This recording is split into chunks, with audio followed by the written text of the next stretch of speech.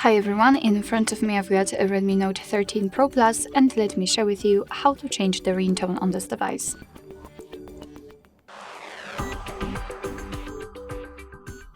So let's start with opening the settings, and here let's scroll to find sound and vibration. As you can see right here, we've got our ringtone highlighted kind of, so let's simply tap on this option, and then we will be transferred to this thumbs up where we can find the ringtone section, and we can choose something from online sources. Of course, if you want to, you can always check something from the pre-installed ringtones or local ringtone. So after tapping on it, you will be able to find those which are pre-installed on the device. So it's up to you. I think I would like to choose something from the online ringtones. So let me choose maybe something from the Happy album. And if you've got the ringtone you'd like to check how it sounds, simply tap on it and you will be able to decide whether you like it or not, maybe a little bit too loud.